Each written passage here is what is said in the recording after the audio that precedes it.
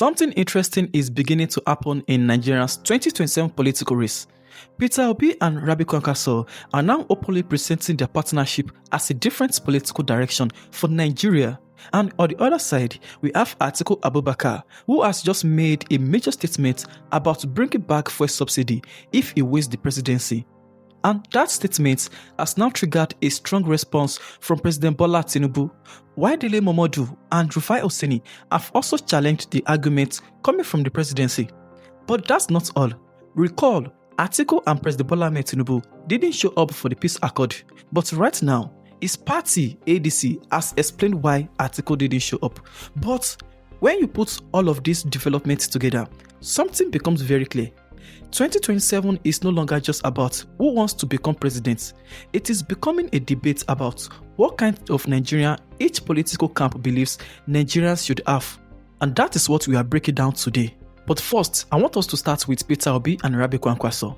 Kwankwaso has now explained why he decided to work with Peter Obi ahead of the 2027 election. And according to him, the partnership is not supposed to be about religion, region, or personal ambition. The argument they are presenting is that Nigeria needs a different approach to governance. Kwankwaso pointed to some of the problems Nigerians are dealing with every day: the rising cost of food, unemployment, insecurity, expensive business operations, and the wider pressure on households. And he also spoke about education, healthcare infrastructure, and institutional reform. And perhaps the most important part of his statement was his explanation of why he chose to work with Peter Obi. He said the partnership is about Nigeria and about building a country where government serves the people. Young people can build their futures at home, and citizens have a fair opportunity to prosper. But right now, Peter Obi has now taken that message a step further. He has challenged presidential candidates to come directly before Nigerians to defend their records and subject their plans to public scrutiny. Because that is very important. The 2027 election is now increasingly become a contest over records, promises, and competing explanations of what has gone wrong and what should happen next. And this is where the story starts connecting with another major issue, the economy. Before we get into the fuel subsidy controversy and the responses from Tinubu, Dele, Momodu and Rufai Oseni, if you are following the 2027 political developments closely, make sure you subscribe to the channel. We are going to keep breaking down these developments as they happen, especially the issues that could shape the election. And as you watch this one, keep one question in mind: which political argument actually makes the most sense for Nigerians going into 2027? One of the biggest political arguments right now is coming from Atiku Abubakar. He said if he becomes the president in 2027, he would bring back fuel subsidy. And his argument is straightforward. He says the government removed fuel subsidy, but Nigerians have not been properly shown where the savings went. He questioned where the money went and argued that if those resources had been properly used for education, security, poverty reduction, and opportunities for young people, the situation would be different. So, this is a major political argument because subsidy removal has been one of the defining economic decisions of the Tinubu administration. Remember, President Bola Tinubu removed the fuel subsidy in May 2023, and the decision immediately changed the cost of petrol and contributed to a much wider increase in the cost of living. The government has also consistently defended the policy as necessary to stop the huge financial burden associated with subsidy, and this is where President Tinubu responded directly. I saw one of my opponents now say he will go back to subsidy. I read it. That is demonstration of a serious ignorance on governance and economy. Tinubu's argument is essentially that returning to subsidy would be a step backwards. His administration has repeatedly argued that subsidy removal created more resources for government and allowed states and local government to receive significantly higher allocations. And there is an important part of that argument that cannot simply be ignored. Government figures say subsidy removal and other reforms helped generate additional resources for the federation. But the question that remains politically sensitive is, what did Nigerians actually get from those additional resources? Because this is where the argument becomes much bigger than just subsidy. The government can point to increased allocations, infrastructure projects, salaries, pensions and other spending. But critics can still ask whether those benefits have been large enough to compensate ordinary Nigerians for the increase in food, transportation, housing and other everyday expenses. And that is exactly where Dele Momodu's response comes in. Dele Momodu has challenged the idea that Nigerians should simply accept the government's explanation without asking questions. His argument is that elected leaders must be open to scrutiny, especially when policies have had such a major impact on people's lives. And he questioned why, after subsidy removal, Nigeria is still borrowing heavily. No international partner or observer will call former President Atiku Abubakar an illiterate when it comes to managing the economy of a country. He is one of the few candidates we have who have managed people and resources. So he has not lived on the largesse of government. He left government in 2007, and since then, he's been able to survive on his own income. What the president is saying, for me, is unfortunate. Sometimes you have to tolerate your opponent, study what your opponent is saying, which I believe he has not had time to study, because it's obvious he's been busy today receiving visitors and all that.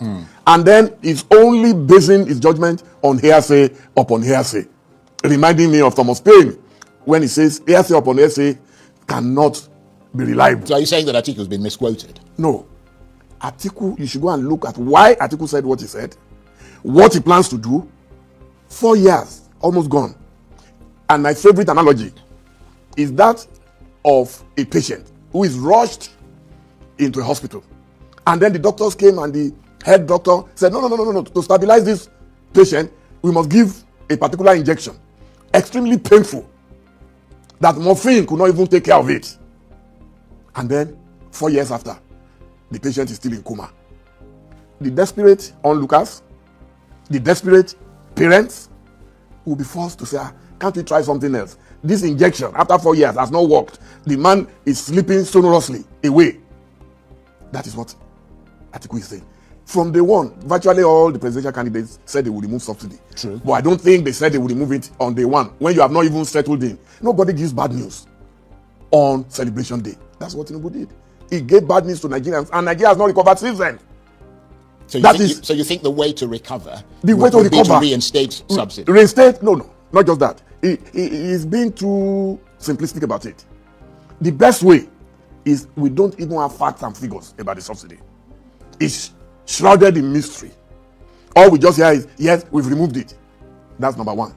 Number two is that this subsidy issue, why are you still borrowing more than all the other presidents? That's a legitimate question. It's a simple thing to ask, but because we have a kind of dictatorship in Nigeria where you cannot query any of the people elected by Nigerians. You can't query anybody.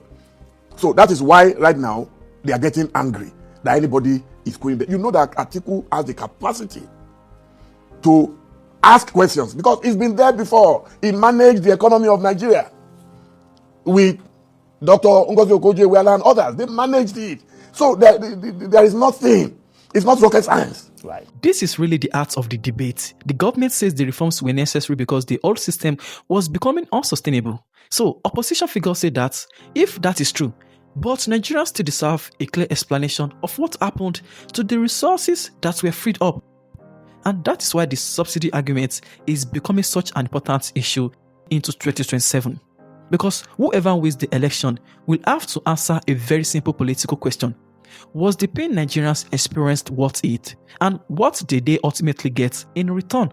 Because Tinubu administration will obviously argue that reforms were necessary to rescue the economy and create a more sustainable system. Opposition politicians will also have to argue that, okay, Nigerians have carried the cost while the promised benefits have not even been felt strongly enough. And Rufai Oseni has now entered the argument with another layer of criticism. Rufai Oseni challenged the president's description of Atiku's subsidy position and questioned whether Tinubu himself has always held the position in our defense. And his argument goes back to Tinubu's previous position on subsidy removal. Rufai's point is essentially that politicians' position can change, but when they do, Nigerians have the right to ask why. He also questioned the transparency surrounding the savings from subsidy removal and whether the government has provided enough evidence showing how those resources have benefited ordinary Nigerians. Listen to this. Okay, so I'm going to read a quote. President Tinubu at first doesn't have a moral right to call Atiku Abubakar an economic ignorant person based on the fact that he called for reintroduction of subsidies. Let me quote and read from an article written by President Tinubu himself in 2012, opposing subsidy removal, where he says that by taking this step, the government has tossed the people into the depths of the midnight sea. Government demands the people swim to safety under their own power, claiming that the attendant hardship will build character and add efficiency to national government. It is easy to make these claims when one is dry and unsure. But government will have us believe that every of the hardship it manufactures for the people is an enduring good thing. This is a lie. The hardship they trust on the poor often bear no other purpose than to keep them poor. I'm not calling Goodluck Jonathan perverse, but I'm saying he's a slave to a wrong-headed economics, and the people will only become a slave to greater misery. President Tinubu, many years after writing this article, went ahead to remove subsidy, and true to his words, the people become a slave to misery in Nigeria. You see, the question I will first ask all of the proponents, and Mr. Taiwo Dele, as the Minister of Finance, is that they should please give us an empirical, surgical calculation of the cost of loss of personal value of money that Nigerians suffered based on the inflation and the attendant economic conditions to the removal of subsidy. While they calculate the benefits, 15 trillion or 20 trillion, they say, they should also calculate the cost lost by Nigerians. I can give them some part of the calculation. If companies quoted on the stock exchange because of the devaluation, they lost about 4 trillion, then they should calculate the rest of Nigerians and give us the number. But I can tell them, the number is reflecting on the precipitous drop in our GDP value after the devaluation. And that's to the tunes of hundreds of billions. The second point, there is nothing Atiku Abubakar said that is new. It's not a new idea. How did we start subsidy? 73, Yom Kippur War happened. Crude oil prices, the OPEC embargo happened in 73. Crude oil prices rose from $2 per barrel to $12 per barrel. Nigeria was awash with money, but there was also a problem created. High petrol prices, because before then it was a liberalized market. High petrol prices sent inflation to the roof. At the time when Gowon paid the Udoji wage award, inflation had skyrocketed so much in the 70s. So it was a double whammy. A lot of inflation precipitated by the crude oil crisis, and also there was a lot of money in the hands of Nigeria. In fact, it was said that Yakubu Gowon said, the problem is not money, but how to spend it. That's why Obasanjo brought in 1977 a price regulation cap, where pretty much what they did then was to sell crude to refineries at a lower cost so that they were in turn subsidized for the people. That's what Atiku is just saying he wants to do now. We did that up till 1980, 82, 83, 84, 85, 86, when we now had something called the SFEM, Second Tier Foreign Exchange Market. Remember the SAP debates and everything. When we devalued the Naira, then the government started seeing that the cost was already too much because it was double what they could manage before now. And because of that, then the government also had to jack up prices. But you see, that time coincided with the time that the refineries were already getting decrepit. The refineries were in bad shape. So because of that, the government now transited in the 90s to a model where they did a two-tier system. The first tier system was number one, get a cartel. Obviously, their friends and cronies and corrupt people got a cartel, they were bringing in crude. The second tier system was NNPC bringing in and offsetting the other recovery. This system now morphed into a system where it was only these other cartels that were bringing in, lots of people benefited. We know how the days of how people used to bring in water, and they would say they brought in crude oil and everything and all of that. And then the next model, we now had to set up I came up with a committee and said, no, enough of all of this corruption. And when we set up that committee cleaned it up and they said NNPC should be sole importer. But NNPC too has shown great levels of corruption in not declaring what is really happening in the ecosystem. NNPC has not solved the problem. And because of that, the costs have increased. We talk about arbitrage. We said subsidy was going to kill arbitrage. No, it didn't. Removal of subsidy it didn't kill arbitrage. You are still selling crude oil, petrol 1,200 here. In Benin is about 2,000. All right? Mm-hmm. People are still taking the fuel out. There's still a lot of arbitrage. Go to the Payo, or what do they call them in Benin Republic? It's not Nigerian fuel. They sell those that sell fuel by the roadside. Yes, you can argue that it has reduced the arbitrage, but your devaluation of your currency has even increased the problem because, to a large extent, your fuel is now much cheaper than it used to be before. So easily they can go up it across the refinery. So that has continued. The lack of transparency, I think, is the reason for the arguments. Because government is never transparent. And I get your point, Vimbai. I mean, I'm developmental in my outlook. I think we should invest in agriculture and everything. But government has shown that any gains, they cannot effectively invest it. And it's a culture of government. Government is known to be wasteful in this country. The Gulf War revenue, the money we put into Gulf War, the money we made from Gulf War, the heavy windfall, we couldn't invest it effectively. All the other windfalls we made, we couldn't invest it effectively. The money we kept in sovereign wealth accounts, the states wanted it, they ate it up like Kobayashi. So we're thinking that governments that cannot run ordinary refinery that they collected $3 billion of Nigerian money for, that is not up and running, that some people went to lie, that smoke is shining, is bellowing, the refineries are working till today, and government cannot account for that money. Is it that government that you think will get the subsidy investment money and invest in the sector? Obviously, we've seen what they've done with it. What have they done with it? They went to start a brand new road where they paid $1 billion for 47 kilometers loan, when we have, and the road is supposed to cost $15 billion, and when we had pending roads there, that we can sort all the roads for $14 billion. So you can see effectively, so it's a cultural thing. Truth be told, this is why the subsidy debate is unlikely to disappear before 2027. There are actually two different questions being asked. The first is, was subsidy removal economically necessary? The government says yes. The second question is, After removing it, were the savings used in a way that Nigerians can actually see and feel? That is where the disagreement becomes much more complicated. And there's another issue here. Atiku is proposing a return to subsidy, but Nigeria's petroleum sector is no longer exactly where it was before 2023. The Dangote refinery has changed the conversation around domestic refining and fuel supply. The Petroleum Industry Act has also changed the structure of the industry. So, even if subsidy comes back, the next government would have to explain exactly how it would work under today's petroleum system. Would government subsidize locally refined petrol? Would it subsidize the consumer? Where would the money come from? And how would the government prevent the corruption, smuggling, and financial leakages associated with the old system? Those are questions Atiku would have to answer if this becomes a central part of his 2027 campaign. But there's another development that is also worth watching. Atiku Abubakar did not attend the signing of the 2027 General Election Peace Accord. Peter Obi attended, other presidential candidates also attended, but Atiku and President Bola Tinubu stayed away. And the ADC says this was deliberate on Atiku's side. According to the party, the problem is not necessarily with the idea of peaceful elections. Instead, the party questioned the effectiveness of simply signing another agreement when it believes previous inflammatory political statements and incidents have not been adequately addressed. The ADC's position is basically, if political actors make statements that could increase tension, there should be consequences and accountability, not just another document to sign.